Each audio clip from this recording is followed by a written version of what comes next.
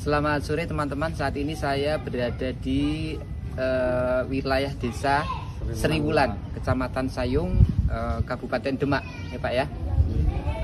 Ini adalah kondisi masyarakat yang sebagian wilayahnya tenggelam karena air rob dari laut.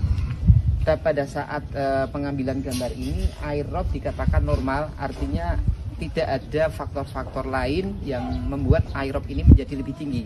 Namun ketika pada saat air rob ini lebih tinggi karena ada faktor angin misalnya, maka air ini akan meluap ke perumahan penduduk lebih parah, mungkin antara sekitar 1 meter sampai 120 cm dari kawasan penduduk. Jadi sebagian besar masyarakat untuk kawasan desa Seriwulan itu mengalami rob parah. Ada beberapa langkah yang diberikan atau yang diajukan dari masyarakat desa berupa tanggul-tanggul seperti ini. Ini adalah tanggul untuk mengatasi sementara air rob yang masuk ke dalam wilayah permukiman. Di belakang saya ini adalah dulu adalah wilayah pertanian, namun sekarang dijadikan area tambak karena mengalami rob yang cukup drastis dari awal. Jadi dulu adalah persawahan, di mana sampai ke ujung sana ini adalah area yang dulu persawahan. Di ujung pesisir laut dulu adalah pertambakan penduduk yang memang menjadi mata pencarian utama penduduk saat itu sebelum terjadinya rob parah. Ada di sebelah sana ini nanti akan dibangun jalan tol yang menghubungkan antara Semarang dan Demak. Yang semula untuk jalan tol ini akan dibuat tol layang, namun dari penduduk wilayah di sini ini mengalami keberatan sehingga mengajukan untuk redesain, sehingga sekarang menjadi desain untuk tol sekaligus untuk tanggul laut. Jadi harapan ke depan wilayah ini dapat ditanggulangi dari adanya jembatan tol atau jalan tol yang menghubungkan Semarang Demak, sekaligus untuk mengurangi kapasitas untuk air rob, sehingga air rob ini tidak masuk kembali, sehingga nanti hanya diadakan untuk pompa ketika terjadinya banjir di wilayah sekitar sini. Demikian, terima kasih.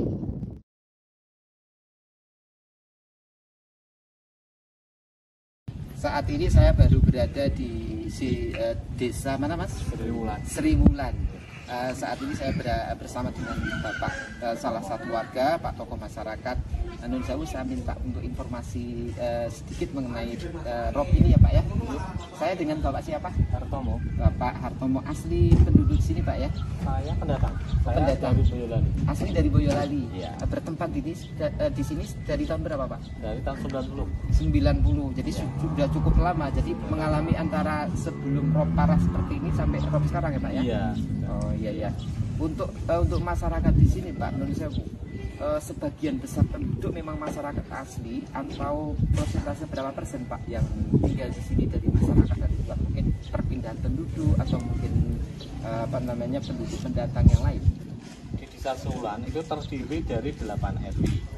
Yang 2 RW itu adalah mayoritas penduduk asli sini. Yang 6 RW itu bisa dibilang mayoritas pendatang semua. Yang tiganya di perumahan.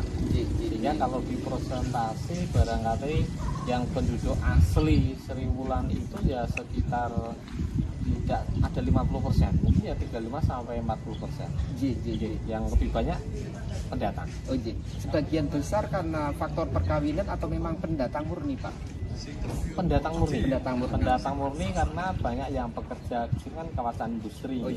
Kawasan industri bekerja di sini, terus dapat istri di daerah sini ya tentunya mencari tempat tinggal yang dekat dengan tempat dia bekerja, sehingga pilihan yang tepat di sini karena pada waktu itu ini kan perumahan ini kan tahun 78.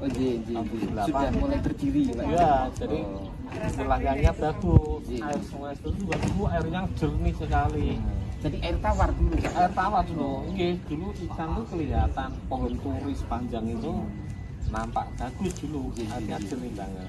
Ini dulu tuh pertanian ini padi, jagung, pisang dan lain-lain, pertanian. Kalau dari sini sampai ke arah pesisir laut sana tuh berapa kilo Pak kira-kira Pak? Dari sini sampai sana ya kurang lebih sekitar sampai air tepi laut. Iya, ya. betul. Itu kurang lebih sekitar 4 sampai 5 kilo. Oh, 4 sampai 5 kilo sampai tepi laut Pak ya. Iya. Oh, iya.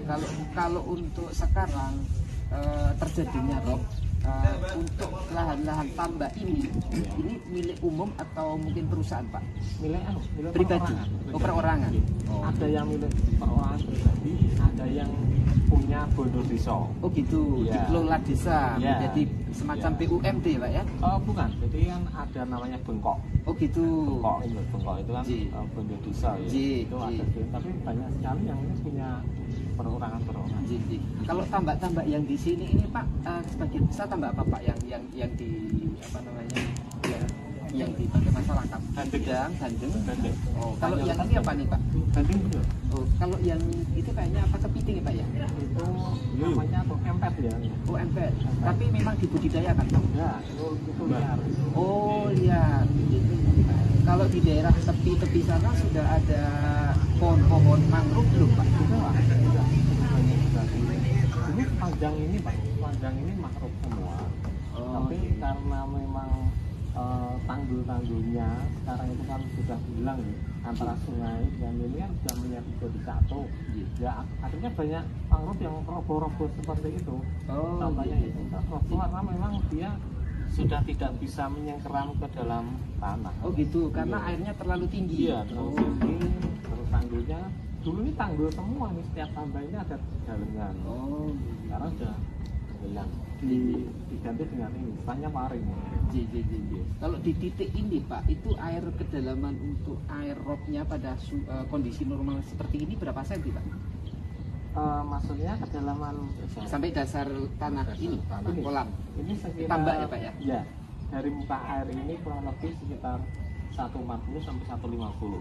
Oh iya ya, berarti kalau pas rob tinggi itu bisa melewati batas ini Pak ya? Tidak sampai melewati, tidak. Oh tidak sampai? Tidak. Paling masih turun sekitar ya 20 cm. Oh gitu. Kalau yang air yang meluap itu melalui di wilayah-wilayah perjalanan atau apa tuh Pak? Bisa meluap ke lahan penduduk? Saluran. Area penduduk. Utamanya Oh saluran. Iya. Pembuangan seperti itu. Iya, saluran kan sebenarnya kan dulu normal itu kan saluran dari pemukiman kan langsung masuk. Tapi karena sekarang muka air saat normal aja dengan dasar saluran malah tinggi airnya, sehingga saluran-saluran itu dimatikan. Sehingga pembuangan air itu adalah melalui sistem dipompa, dibuang ke sungai. Ya. Tapi ada saluran yang besar-besar itu yang tidak bisa dikondisikan seperti itu, sehingga air rob itu masuknya lewat saluran itu. Oh. Kalau dulu ini bekas masih dihuni nggak Pak? Dipakai nggak Pak? Gudang atau pabrik Pak? Dulu gudang batubara. Oh gitu. Gudang batubara, terus ini sudah hampir 1 tahun Tidak aktif. tidak aktif. Oh. Jadi sekarang untuk kawasan penduduk di sini lahan ini dimanfaatkan untuk tambak semua ya Pak? Tambah semua. Tambah semua. Ya baik Pak, terima kasih banyak atas informasinya. Mohon maaf ya Pak Ji, terima kasih matur suwun. Tenaga ahli landscape, tenaga ahli arsitektur, ada tenaga ahli psikologi, ahli peningkatan ekonomi.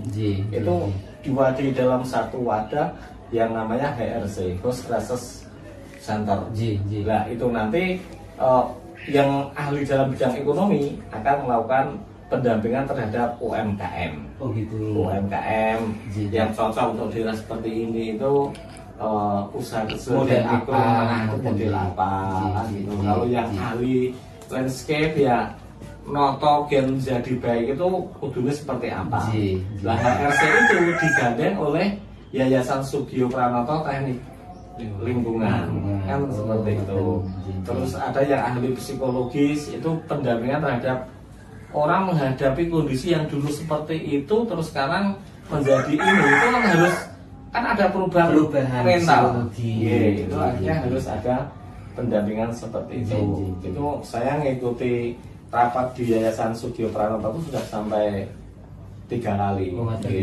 Berarti ada unsur-unsur keseriusan untuk menata itu ya Pak? Iya.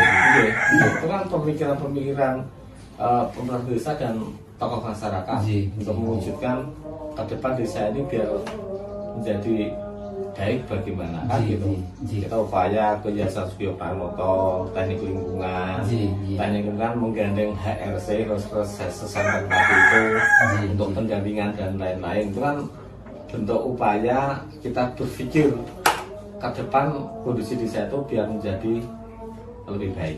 Ya kan seperti itu. Nuwun sewu Pak, misalnya apakah sudah ada pihak-pihak swasta yang ikut terlibat dalam hal pembicaraan mengenai penataan konsep ke depan? Karena kan mungkin dari pihak yayasan sendiri mungkin kan hanya menata secara konseptual, mungkin secara teori ini bagusnya bagaimana. Tapi untuk melaksanakan suatu pergerakan pastinya kan butuh permodalan dan lain-lain.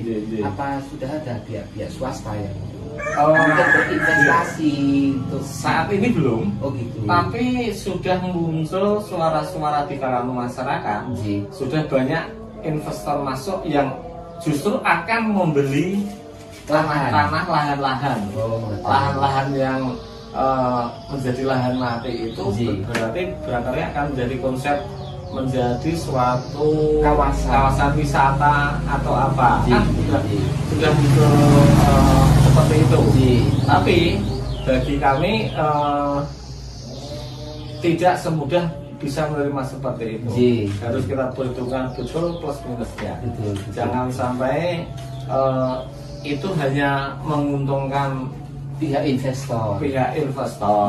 Itu harus betul-betul mengenal dampak positifnya itu untuk masyarakat setempat kan seperti itu. Dan masyarakat lebih siap untuk mengelola itu kan pasti akan lebih baik daripada itu ditangani oleh investor. Kalau menurut Bapak pandangan masyarakat Mriki, misalnya dalam satu wilayah mati tersebut mau dihidupkan secara ekonomi, memilih antara tempat-tempat wisata, konsesi wisata dengan untuk lahan-lahan yang berproduksi, artinya sebuah perusahaan pabrikan misalnya atau kawasan industri misalnya, masyarakat memilih yang mana Pak, antara kawasan wisata? Kawasan wisata itu mungkin mulai dari tempat main, perhotelan dan lain-lain mungkin. Untuk industri mungkin kan ada sebuah perusahaan yang menanamkan modal di sini, industri tekstil di sana. Masyarakat memilih yang mana Pak? Kita belum pernah melakukan suatu kajian terhadap hal itu. Tapi kalau menurut pemikiran saya, barangkali ada dua sisi yang bisa jalan bersama. Yang satu sisi misalnya investor itu menanamkan suatu memberikan perusahaan, itu kan otomatis kan menyerap tenaga kerja, menghidupkan perekonomian masyarakat sini, pedagang kecil, nasi, kos-kosan dan lain-lain jalan. Itu sudah bisa jalan. Di sisi lain sebagai daerah wisata itu juga baik karena apa? Di sini itu dekat yang namanya makam Mbah Muzakir. Yang di laut itu Mbak Mbah Muzakir. Terus di sini juga di perumahan di kampus ini itu ada ulama besar juga yang sebenarnya ada di sini, yang namanya Mbah Kiai Thohir. Itu adalah termasuk muridnya Mbah Soleh Darat. Mbah Soleh Darat. Belum di Kaligawe itu kan juga ada.